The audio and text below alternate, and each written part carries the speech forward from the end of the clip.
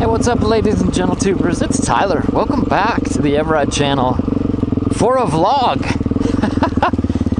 What? A vlog? I just had a couple hundred people leave the video. That's okay. This video is all about that, actually. It's quite meta. I'm going to be talking about a movie that I recently saw. And, hey, don't judge a book by its cover. It was a great movie. I'll be talking about that. This last week has been a hard week.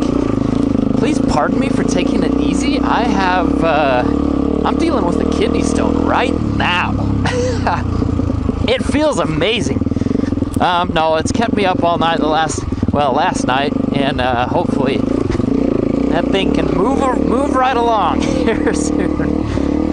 Oh, also, yeah, I've had some struggles with some of the more, I don't know how to say this, but the depression that makes you think crazy talk. And I kind of want to tell you how this movie kind of changed my thought pattern on some things. It's kind of neat. So, first off, it has rained out here recently, and that makes the trails absolutely perfect. I don't know if you can see behind me in the mirror, but there is very little to no dust. And that is what rain does out here. The trails are not dusty. There's just this nice, not slick surface, but there's this nice dirt, kind of gravelish surface that you get. And then underneath is this really great, grippy, not liquidy, that sounds like somebody's had something bad at you. No, liquidy, like moist. No, that's just bad. No, I don't know what I'm saying. Anyway, underneath it's nice. Underneath the gravel, it's nice. And so you get a little slidey slide action going on, is what I'm trying to say. So you lose the traction on the surface, but then when you hit your throttle and dig in, oh, it feels so good. Hasn't been that way for a long time. It hasn't actually rained in months. So, it's very nice to have a little bit of rain out here. And again, I gotta take it easy, because if I start hauling this bike around, that kidney stone is gonna drop me like a ton of bricks. Anyway, goodbye to the other 100 people that were actually watching this video. Oh, guys. Anyway, okay. Like I was saying, don't judge a book by its cover. My wife fooled me into going and seeing a movie, and I had no idea what this movie was about. I thought it was a drama. And I was like, drama is the last thing I need when I'm kind of in a trough, right? A little bit of a depressive trough. Depressive with a shush. That's the last thing I need, right? I don't want to go watch a drama. Anyway, we go in the theater, we're late, and I'm poopy. And it's not just Valentine's Day, but it's actually our anniversary is pretty close now, so it's like a double deuce. That way I don't have to pay for a lot of Valentine's. I get a 2-for-1. It's like having your birthday on Christmas, where you just get one set of gifts instead of two, and people are happy because they save money. Sorry, hon. No, that's not the way it is. I still get her Valentine's gifts and all kinds of gifts, and try to take care of her. She's the best thing that's ever happened to me in my existence. In my whole existence. So, this movie, we go in, and then the movie starts, and they start singing. And I'm like, oh, what? Like, this is exactly what I absolutely don't need. Like, I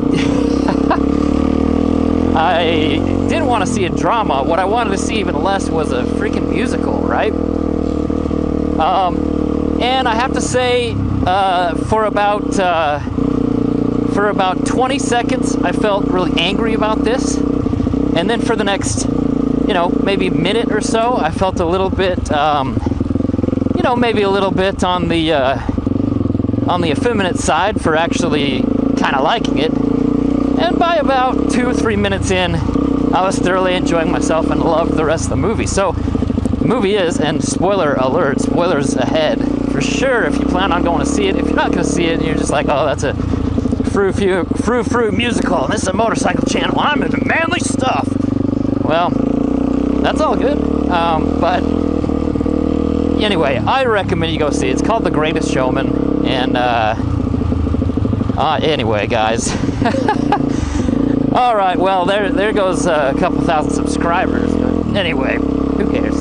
The movie was really cool, guys. And I'm going to talk about some of the symbolism in the movie if you've seen it, and I'm also just going to rip down this on the DRZ 400, which, oh my goodness, this bike is phenomenal. Anyway, let's rail this a little bit. Clutch just shifting. See, we got to get manly a little bit, you know what I mean? Actually, the movie is very manly, okay? It deals with some topics that men feel, right? I mean, talk about some kind of a paradoxical conundrum. I'm waiting for Hermit to vlog to share his real name, or for Snowballs to start freezing over. But it's a manly musical. Paradox, right? Because it deals with kind of what every man deals with. This kind of this identity and lifestyle crisis that happens. And it really hit home for me in particular, especially while I was in this depressive funk, because, well, I'll share that information with you in a minute. Let's go this way. I've never gone this way. Maybe I have, but I don't remember. Should I air off it? Oh, a little bit, yeah. Okay. So this movie, I don't know if I want to just give a play-by-play. That'd be a boring vlog. Anyway, it's about P.T. Barnum, the guy who started the circus, the greatest show on earth, you know, Barnum and Bailey Circus. Anyway, guys, so he starts from nothing, right? And he starts to get famous, and he always has this nagging at the back of his brain that he's not good enough for his wife's parents, right? And, you know, that has nothing to do with my in-laws. My in-laws are actually really cool. But in the movie, that's the case. And I've had struggles like that with people in my life where I felt like I was never good enough, no matter what I did. It wasn't meeting up to their expectations and what they wanted from me, and so there was that parallel. Anyway, in the middle of the movie, this is the main point that I wanted to make. In the middle of the movie, he starts shifting his whole focus and his whole directive to high society.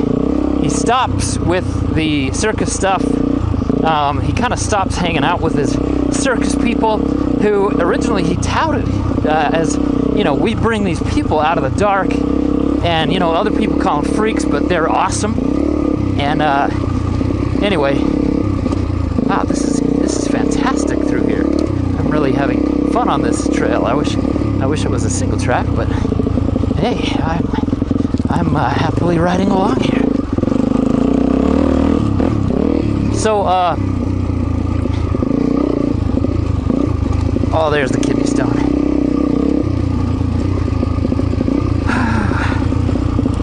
Okay, anyway. Oh. All right. Hey, look. My wish has been granted. It turned into a single track. Okay, so anyway, he starts hanging out with this lady called Jenny Lind. And the whole first part of the movie, he's saying, you know, all you need is right here, with your family, with your close friends, with your allies, you know, with these circus people. And it doesn't take long before he sees some of the success and the fame that he gets for bringing Jenny Lind into the United States. Because, dude, that's, holy cow. That, like, sets the bar for me for women's vocals. That was amazing. But anyway,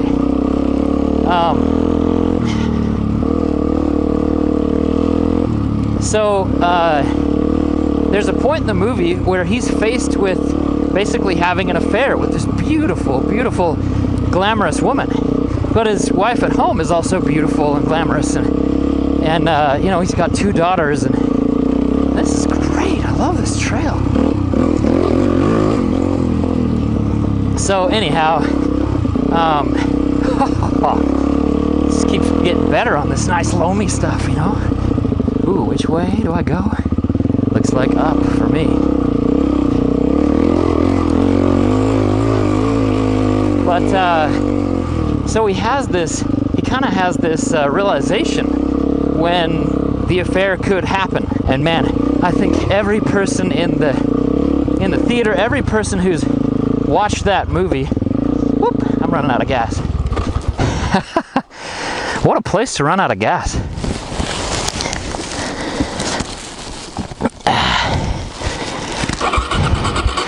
Even though, you know, Jenny Lind, the actress who portrays her, is absolutely gorgeous and beautiful voice, and she seems like a good person, I think everybody who watches that movie is just cringing when they're thinking that he might leave his wife for this other lady.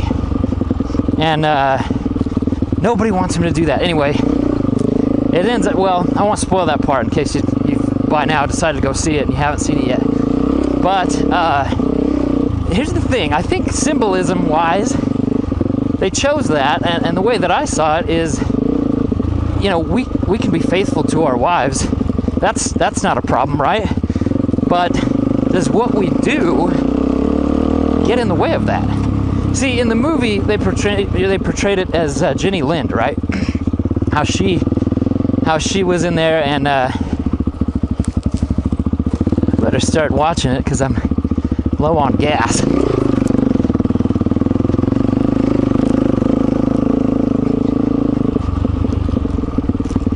Better get back to town, honestly.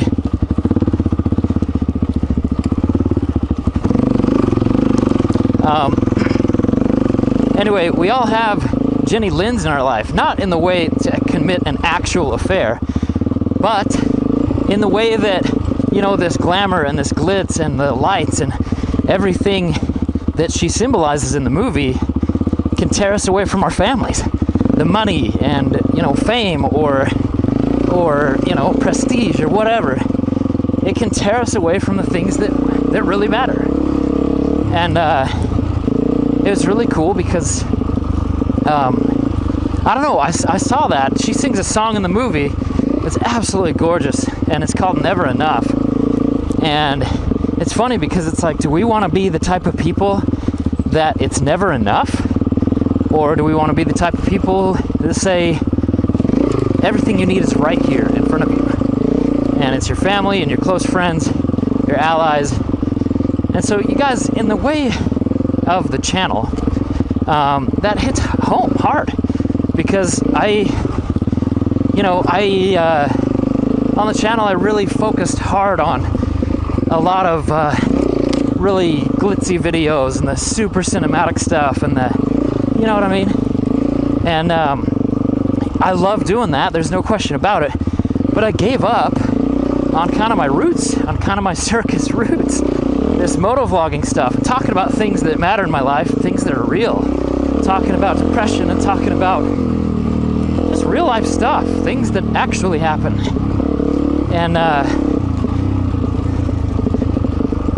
I'm starting to get nervous about gas.